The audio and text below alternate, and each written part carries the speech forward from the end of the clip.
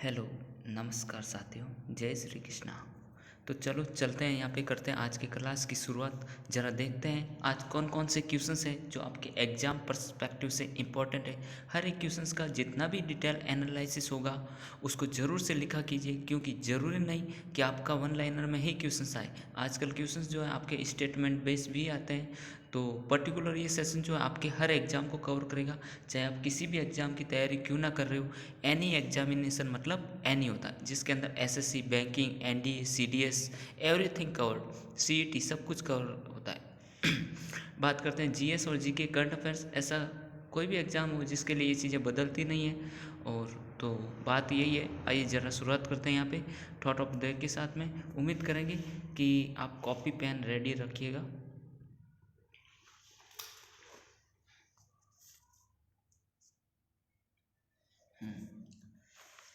Thought of the day. असफलता विचारों से आती, सफलता प्रयासों से आती। असफलता विचारों से आती और सफलता प्रयासों से आती है। ये देखिए भाई साहब इनको। मोहम्मद बिन सलमान, ये कौन है? Mohammed bin Salman, prime minister of a new Saudi cabinet. कौन, कहाँ के? न्यू सऊदी कैबिनेट के ये क्या है? पीएम बन चुके हैं। तो इनका ज़रूर आप ध्यान याद रखें क्वेश्चंस को। Mohammad bin Salman, Saudi Arabia cabinet के न्यू पीएम।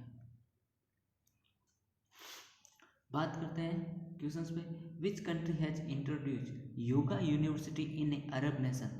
अरब नेशन के अंदर योगा यूनिवर्सिटी की शुरुआत करी है, वो कौन सी कंट्री है?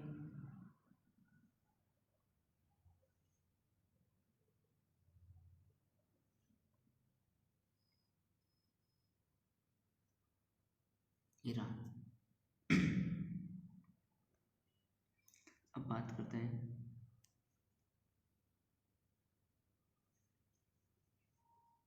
सऊदी अरेबिया से।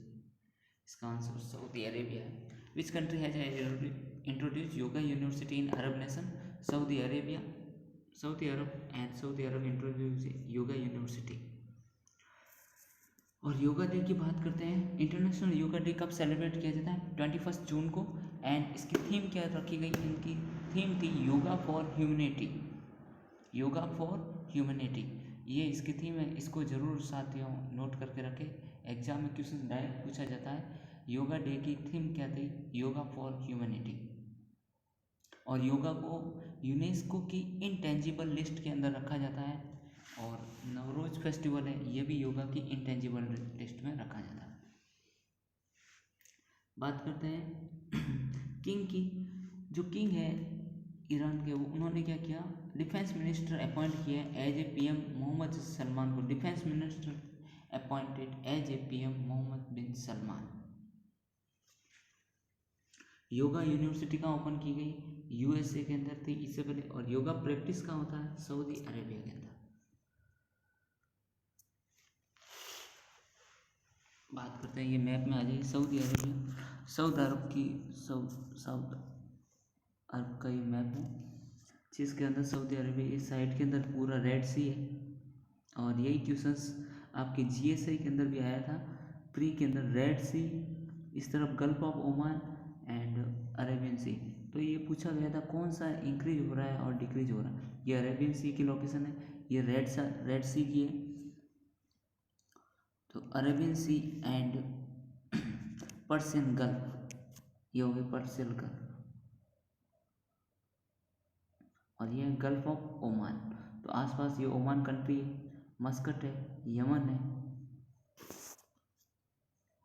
यहाँ पे मक्का मदीना हो गया, ये मक्का, ये सऊदी अरेबिया। और इसकी कैपिटल है रियाद। और इसके अंदर सबसे इम्पोर्टेंट क्वेश्चन है वो पूछा जाता है, यहाँ पे डेजर्ट कौन सा है?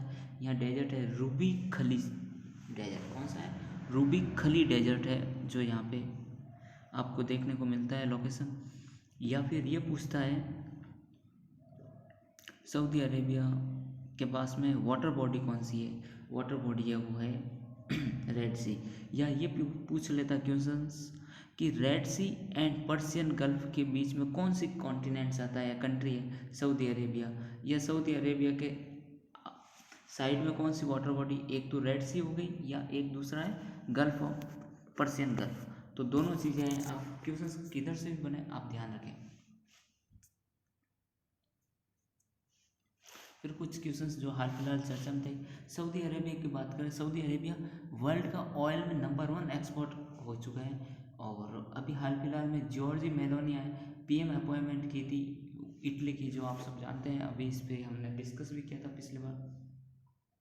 जॉक लॉरेन को एंगोला के ये PM, and lease truss UK की पीएम बनी थी, बट इनको क्या रिजाइन दिलवा दिया एंड रिजाइन देना पड़ा। बट अभी कौन है, ऋषि सुनक वहाँ के पीएम है।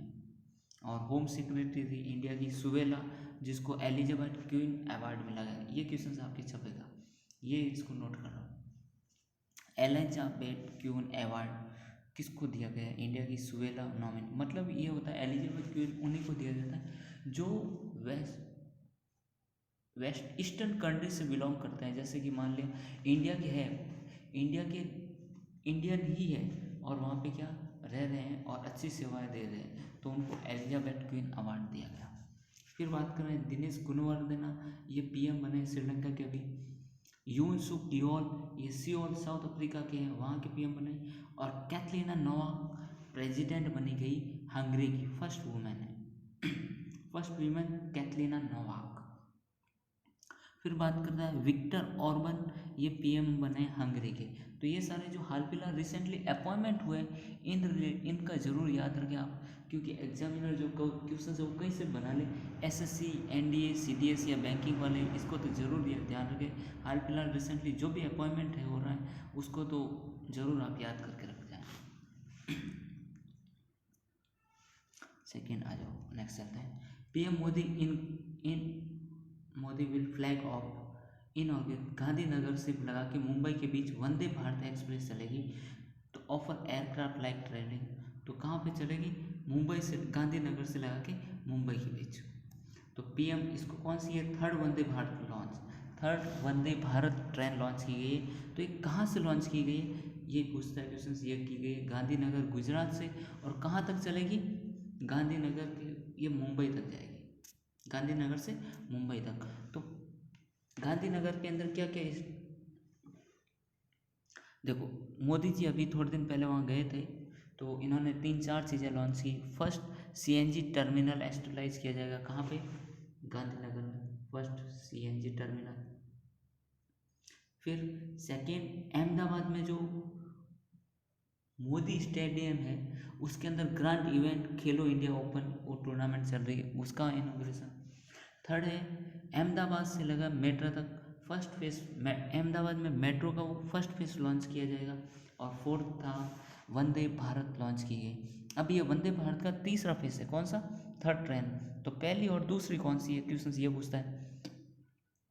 फर्स्ट वंदे भारत चलाई गई थी वाराणसी से लगा के दिल्ली तक, 15 फेब 2019 में ये चलाई। तो इस क्वेश्चन को ध्यान रखें, फर्स्ट वंदे भारत एक्सप्रेस कब चलाई गई थी, 15 फेब 2019, और कहाँ से कहाँ तक, वाराणसी से दिल्ली। सेकेंड थी दिल्ली से कटरा, इतना ध्यान नहीं। और थर्ड थी जो गांधीनगर से मुंबई, अभी इनॉग्रेशन हुई है। ड्रीम सिटी के नाम से किसको जाना जाता है, सूरत को। Third one day Bharat train launch होने गांधीनगर गुजरात। अब बात करते हैं, ये गुजरात का मैप आ गया। तो गुजरात बनाया कब गया, 1960 में, 1 मई 1960। विधानसभा के लिए सीट है 182, अभी इसकी इलेक्शन आ रहे हैं तो पूछ लेगा। राज्यसभा की सीट है 26, लोकसभा की सीट है 26 है, जबकि राज्यसभा की सीटें कितनी यहाँ से 11। सोमनाथ टेम्पल यहीं पे देखने को मिलता है। फिर पूछता है वेटलैंड, ये पूछेगा कि ढोल वेटलैंड कहाँ पे स्थित है। ये ढोल वेटलैंड की लेक की साइट है, वो आपको गुजरात के अंदर देखने को मिलती है। फिर धौलावीरा जो यूनेस्को की साइट है, धौलावीरा ये कहाँ है, गुजरात के अंदर। लोथल मैरीटाइम म्यूजियम बनाया गया है, ये क्वेश्चन पूछता है मैरीटाइम म्यूजियम कहाँ स्टेबलाइज किया गया, लोथल के अंदर। फिर स्लैग रोड, मतलब वेस्ट प्रोडक्ट होता है ना जितना भी, उससे क्या बनाई जा रही है, एक रोड बनाई जा रही है वेस्ट प्रोडक्ट से, वो कहाँ बनाई जा रही है, सूरत में। फिर एनवायरनमेंट के लिए कॉन्फ्रेंस हुई थी, वो कहाँ हुई? एकता नगर। एकता नगर वही जगह है जहाँ स्टैचू ऑफ यूनिटी है, जिनको किसने बनाया था स्टैचू ऑफ यूनिटी को? राम सुतार जी के द्वारा। और ये राम सुतार जी वही है जिनको पद्मश्री भी मिला है, और इन्होंने वीणा का भी, जो वीणा अभी अयोध्या के अंदर लगाया था ना, वही वीणा इन्होंने ही बनाया था। और एकता नगर किसका नाम है? एकता नगर नया नाम है, केवड़िया स्टेशन का नया नाम क्या है? एकता नगर। फिर अटल ब्रिज, ये पेडेस्ट्रियल मतलब पेडेस्ट्रियल पैदल चलने वाला ब्रिज है। और गुजरात का कौन सा डांस फॉर्म है? गरबा डांस फॉर्म गुजरात का फेमस है। फिर बात करते हैं नेशनल एजुकेशन मिनिस्ट्री कॉन्फ्रेंस कहाँ हुई थी? ये भी गुजरात के अंदर होती है। और WHO के द्वारा global centre for tradition medicine के लिए कहाँ बनाया जाएगा? ये बनाया जाएगा जामनगर के अंदर। WHO के द्वारा, ये इंपॉर्टेंट क्वेश्चन है, मार्क कर लेना। WHO के द्वारा global centre for tradition medicine, मतलब ये आयुर्वेद वगैरह के लिए बनाई जा रही है WHO के द्वारा। ये कहाँ है? जामनगर गुजरात के अंदर एस्टेब्लिश किया जाएगा। फिर बात करते हैं ये क्या है? CBI। बात करते हैं CBI। तो CBI बनाया कब गया था? वैसे CBI इसी के साथ काम करता है, CBI के अंडर में काम करता है CBC।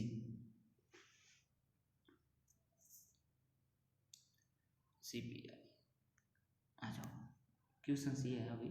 Operation Garuda has been launch by which organisation? कौन सी ऑर्गेनाइजेशन है जिसने ऑपरेशन गरुड़ा लॉन्च किया है? ये लॉन्च किया है CBI। अब बात करते हैं ऑपरेशन गरुड़ा किसने लॉन्च किया है? CBI ने। जबकि गरुड़ पोर्टल किसने लॉन्च किया था? इलेक्शन कमीशन ऑफ इंडिया ने। ये ध्यान रखना, ECI election commission of India ने तो लॉन्च किया था गरुड़ पोर्टल। जबकि गरुड़ा ऑपरेशन किसने लॉन्च किया? ये लॉन्च किया है CBI ने। CBI लॉन्च है operation Garuda arrest 175 illegal drug smuggling. ये ड्रग के अंदर जो स्मगलिंग होती है उसको रोकने के लिए लॉन्च किया था। CBI प्लस नारकोटिक्स और इंटरपोल तीनों की सहायता से लॉन्च है। CBI, Interpol and narcotics.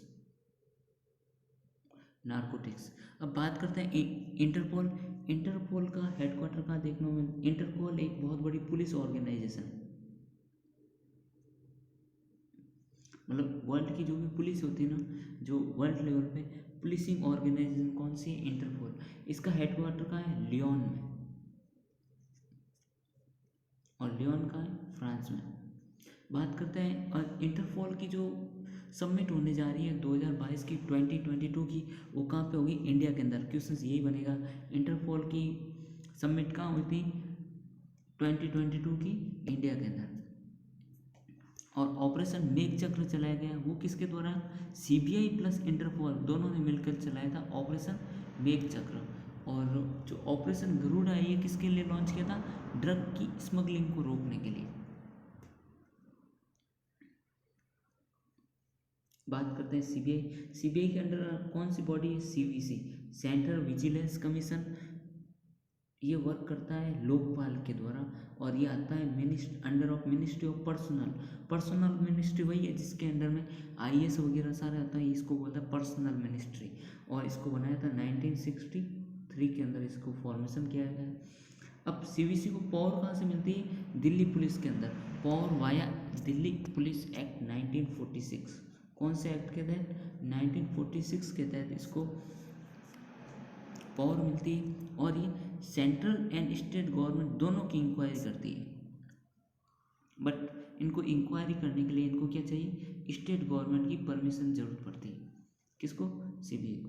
But CBC की बात करें, CBC का बनाया था सेंट्रल विजिलेंस कमीशन, ये बनाया था 2003 के अंदर।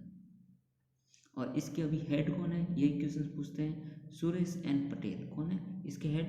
CBC के हेड कौन है? सुरेश एन पटेल।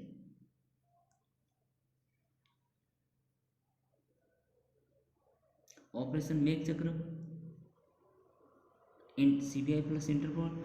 ऑपरेशन यात्री सुरक्षा, ये RPF के द्वारा चलाया था, ट्रेनों वगैरह ट्रेन में सफर करते हैं उसके लिए। ऑपरेशन आहत, ये चलाया था control of a human trafficking को कंट्रोल करने के लिए, जो मानव की तस्करी वगैरह होती है ना, उनको कंट्रोल करने के लिए चलाया गया था। ये भी बट ह्यूमन को ट्रैफिकिंग को कंट्रोल करने के लिए आर्टिकल कौन सा है, कौन सा अनुच्छेद है, 23। जबकि चाइल्ड लेबर को प्रोटेक्ट करने के लिए कौन सा आर्टिकल है, आर्टिकल 24। दोनों को ध्यान से रखें, क्वेश्चंस दोनों में से कुछ भी पूछ ले। ह्यूमन ट्रैफिकिंग के लिए कौन सा आर्टिकल आता है, आर्टिकल 23। जबकि चाइल्ड लेबर को प्रोटेक्ट करने के लिए कौन सा आर्टिकल है, आर्टिकल 24। आ जाओ नेक्स्ट पे चलते हैं। ये क्वेश्चंस भाई साहब छपेगा आपके एवरी एग्जामिनेशन, कोई भी एग्जाम हो, आपके ये क्वेश्चंस 100% छपेगा। बुंदेलखंड में बनेगा टाइगर रिजर्व, योगी कैबिनेट ने दी इसकी मंजूरी। एग्जाम क्वेश्चन पूछ, Ranipur tiger reserve is located in which city, कौन सी सिटी के अंदर है, ये है पड़ेगा आपके बुंदेलखंड के अंदर। कौन सी सिटी, बुंदेलखंड। और यूपी का ये 4th नंबर का टाइगर रिजर्व है। कौन सा है, 4th। पहला कौन सा हुआ, दूधवा national park. Second, Pilibhit national park. Third, Amangarh national park Bijnor के अंदर। फोर्थ, रानीपुर नेशनल पार्क, ये चित्रकूट के पास में है, बुंदेलखंड के अंदर आएगा। अब ये आता किसके साथ, किसके अंडर में, ये आता है वाइल्ड लाइफ प्रोटेक्शन एक्ट 1972 के तहत बनाया जाता है। और close to Panna national park, ये जो रानीपुर नेशनल पार्क है, ये close to Panna national park MP के बॉर्डर के पास ही है। अब बात करते हैं, UP government give up to Bundelkhand first tiger reserve and UP chair 1949 Ranipur tiger wild life protection act 1972। कौन से आर्टिकल एक्ट के तहत, 1972 एक्ट के तहत इसको बनाया गया है। ये देखो भाई साहब, यूपी वाला ध्यान से क्वेश्चन इसको छाप लेना, आएगा आपके एग्जाम में। और यूपीएससी वाला दोनों। लार्जेस्ट टाइगर रिजर्व की बात की जाए, कौन सा है, गुरु घसीदास टाइगर रिजर्व है। ये संजय गांधी नेशनल पार्क के पास ही है, ये पड़ेगा आपके छत्तीसगढ़ के अंदर। भितरकनिका नेशनल पार्क, ये क्रोकोडाइल है, मतलब मगरमच्छ को प्रोटेक्ट करने के लिए बनाया गया है। कहाँ है, ओडिशा के अंदर। फिर अंसी नेशनल पार्क, ये कर्नाटका के अंदर। 52 टाइगर रिजर्व, 52वां नेशनल पार्क टाइगर रिजर्व कौन सा है, ये राजस्थान के रामगढ़ के अंदर है। जबकि पहला टाइगर रिजर्व कौन सा था, रामगंगा नेशनल पार्क, जिसको जिम कॉर्बेट नेशनल पार्क भी बोला जाता है। जितनी भी चीज़ें साथ साथ बताई जा रही है, एनालिसिस, उसको ज़रूर लिखा कीजिए। बस आपके क्वेश्चंस यहीं से बनेगा और आप यहीं पे फंसोगे। तो मेरा कहना यही है, आप नोट साथ साथ बनाते रहें, कंटिन्यू रहे क्लास में, आपको इतना साथ ही साथ रिवीजन हो जाएगा। डेली प्रैक्टिस एनालिसिस होता है, जिसके अंदर बहुत सी चीज़ें आपको एनालिसिस में सीखने को मिलेगी। मेरा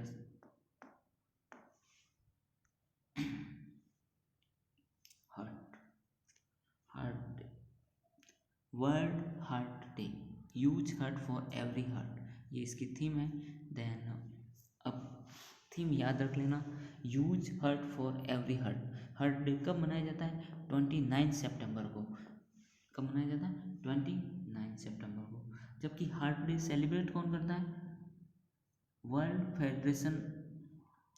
हेल्थ फेडरेशन प्लस WHO, दोनों मिलके इसको सेलिब्रेट करते हैं। World health federation and WHO दोनों मिलके इसको सेलिब्रेट करते हैं। तो आगे question, on which day world heart day celebrated, 29 September. First कब से शुरू किया था, सन 2000 से शुरू किया था। एंड कार्डियोवैस्कुलर डिजीज को कंट्रोल करने के लिए मनाया जाता है। और इसकी थीम है use heart for every heart. कौन सी है, use heart for every heart. इसको ध्यान से रखें और नोट करके लिख लें, क्वेश्चंस आएगा SSC वालों, ध्यान रखना इसका। ये हमने कल डिस्कस किया। रेबीज के लिए कौन सी थीम थी, 1 health 0 death. World river day, world tourism day 27 सितंबर को, इसकी थीम थी rethinking tourism. National observe Antyodaya दिवस, अंत्योदय के लिए दिवस मनाया जाता है, वो है 25 सितंबर को।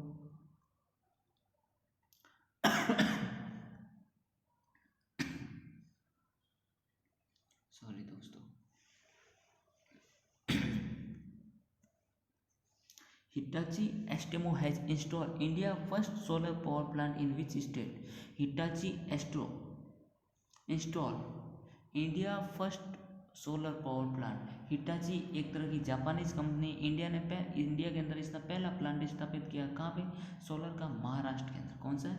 महाराष्ट्र के अंदर। जबकि अमेजॉन कंपनी है उसने भी किया था, वो इंडिया के अंदर है। इंडिया का first ground mounted solar plant है ये 3 मेगावाट का जलगांव के अंदर है। Hitachi Astemo planted first solar power plant in India on 3 megawatt का जलगांव मैन्युफैक्चरिंग प्लांट है। साथ इनका टाइप है। और रिन्यूएबल एनर्जी कार्बन न्यूट्रल होना इंडिया ने टारगेट रख रखा है 2050। लार्जेस्ट फ्लोटिंग सोलर प्लांट की बात करें, ये कहाँ पे? मध्य प्रदेश नर्मदा रिवर पे। ये देखो, इनको देखो, ये है अपनी madam Alia Bhatt, honour with a Time 100 impact awards in Singapore. इनको एक अवार्ड मिला है टाइम 100 का। तो आ जाइए चर्चा करते हैं इस पर। Who is going to receive the Time 100 impact award 2022? 2022 का टाइम 100 इम्पैक्ट अवार्ड किसको मिला गया था? ये मिला है आलिया भट्ट को। आलिया भट्ट को इंस्पायर्ड पर्सन है, इनको बहुत ये अवार्ड मिला है। तो डायरेक्ट क्वेश्चन ये है, टाइम 100 इम्पैक्ट अवार्ड किसको मिला था? आलिया भट्ट को। Alia Bhatt to be honour with the Time 100 impact award in Singapore. और इनको मिला था गंगूबाई काठियावाड़ी परमस्मृति इसके साथ में, इसकी वजह से। फिर बात करते हैं लता मंगेशकर अवार्ड। लता मंगेशकर अवार्ड किसको मिला? दीनानाथ अवार्ड है। ये फर्स्ट वर्जन लॉन्च किया गया 2022 की, और ये दिया गया मोदी जी को।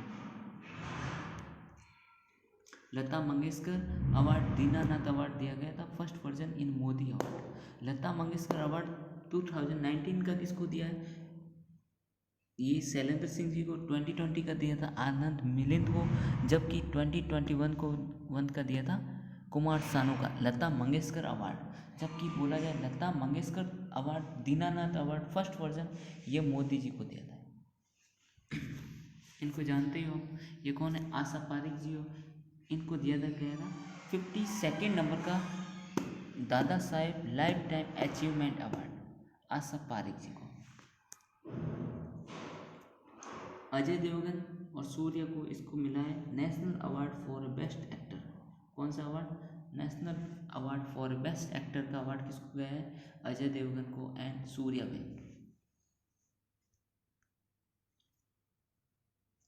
इनका जो ये वही टीम है, यूरोप की टीम है जिसने लेवर कप जीता था 2022 का, और ये फर्स्ट टाइम। तो ये team world defeated team Europe to win Laver Cup 20। ये क्वेश्चन छपेगा आपके एसएससी सीडीएस एनडीए वालों, छाप के लिख लो यूपी। ये क्वेश्चन कहीं पे भी आ जाए पर पूछा जाएगा 100%। लीवर कप 2022 फर्स्ट टाइम किसने जीता है? एंड लीवर कप कौन से खेल से संबंधित है? ये बिलोंग करता है टेनिस खेल से। कौन सा स्पोर्ट्स है? टेनिस। ये हो गया था लंदन के अंदर, and Europe and world tennis के बीच में खेला गया। और ये एक तरह का इंडोर टूर्नामेंट है। किस टाइप का? इंडोर टूर्नामेंट हुआ था, indoor tennis tournament. Team world won Laver Cup indoor tennis tournament. तो ये किस किस के बीच होता? टीम वर्ल्ड एंड यूरोप के बीच। जीता कौन इसमें से? टीम वर्ल्ड ने इसको जीत लिया इस टूर्नामेंट को, एंड हराया किसको? यूरोप को। यूरोप की तरफ से कौन खेलता है? नोवाक। और इनको प्राइज मनी कितना दिया जाएगा? $250 लाख में दिया जाएगा। बात करते हैं Asia cup. Asia cup cricket के लिए होता है मेंस का यूएई के अंदर, और वुमेन्स का कहाँ होगा? बांग्लादेश में होगा। फिर एक इंडेक्स आया जिसका नाम है ग्लोबल इनोवेशन इंडेक्स। कौन सा है? Global innovation index. छाप के ये क्वेश्चन 100% आएगा। एसएससी वालों छाप के लिख लेना, एसएससी जीडी सीजीएल वालों, हो सके यूपीसी भी पूछ ले। ग्लोबल इनोवेशन इंडेक्स कौन सा एडिशन है? ये 15th एडिशन है, और ये रिलीज़ किसके द्वारा करता है, ग्लोबल इनोवेशन इंडेक्स है, ये रिलीज करता है। इंडिया राइज है 40 पोजीशन, कौन सी पोजीशन इंडिया की, 40 in the global innovation index 2002, it was the 81st position in 2015। ये 2015 के अंदर इंडिया की पोजीशन 81 पे था, 81, जबकि आज कहाँ पे पहुँच चुका है इंडिया, 40, मतलब इंडिया ने इम्प्रूवमेंट किया है यहाँ पे। अब ये रिलीज कौन करता है, फर्स्ट नंबर पे कौन है, फर्स्ट पे तो हो गया Switzerland, Switzerland is United states, ये तो फर्स्ट पे है। और इंडिया की रैंकिंग है 40 पे, और कौन सा एडिशन है, 15 एडिशन है। अब ये रिलीज कौन करता है, ये रिलीज करता है विपो, कौन करता है, विपो। यही पूछता है क्वेश्चंस कि ग्लोबल इनोवेशन इंडेक्स रिलीज कौन करता है, विपो, world intellectual property organisation, world intellectual property organisation, ये इसका पूरा नाम है। एंड विपो ये प्रॉपर्टी, इंटेलेक्चुअल प्रॉपर्टी राइट देता है या पेटेंट के लिए राइट देता है, मतलब कि जो जीआई टैग मिलता है ना, जियोग्राफिकल इंडिकेशन टैग, जैसे कि अभी हाल फिलहाल राजस्थान में सोजित मेहंदी को जीआई टैग मिला हुआ है। और इससे पहले इंडिया की रैंक कितनी थी, 50 रैंक थी 2020 के अंदर, और इस बार कितनी है, 40 रैंक है। फर्स्ट नंबर पे कौन है, स्विट्जरलैंड, एंड एडिशन कौन सा था, 15 एडिशन है, और इसको रिलीज कौन करता है, ग्लोबल इनोवेशन इंडेक्स को विपो। तो ये था आज का अपना सेशन, कैसा लगा साथियों, अपने कमेंट्स करके ज़रूर बताएं, और ज़्यादा से ज़्यादा अपने दोस्तों के साथ शेयर करें, लाइक एंड शेयर ज़रूर करें। और इसके अलावा डिजिटल बोर्ड पे जो रिकॉर्डिंग है वो मैं कल इसका वीडियो बना के डाल दूँगा। आज क्या हुआ, मेरे को ऑफिस से थोड़ा निकलने में लेट हो गया, तो इसीलिए मैं वापस जा नहीं पाया क्लास में और लेट हो गया, तो मुझे वापस यहीं घर पे बैठ के ही फ़ोन से हाथों हाथ रिकॉर्ड करना पड़ रहा है। तो साथियों इतना ही कहना है, लाइक एंड शेयर करें और आगे बढ़ें, थोड़ा सा आप लोग सपोर्ट करें, बाकी चीज़ें आपको कंटेंट में कोई कमी नहीं आएगी, ये मेरा वादा है। चाहे कोई भी एग्ज़ाम हो आपका निकलेगा, बस थोड़ा सा इसमें धैर्य बना के कंटिन्यूटी जरूर रखें। आप कंटिन्यू रहोगे 100% आपका एग्ज़ाम निकलेगा, और आपको क्वेश्चंस भी देखने को मिलेगा इसी से एग्ज़ाम में, आपको इधर उधर दूसरी जगह कहीं जाने की ज़रूरत नहीं। इसलिए थैंक यू, और आपका सपोर्ट ज़रूर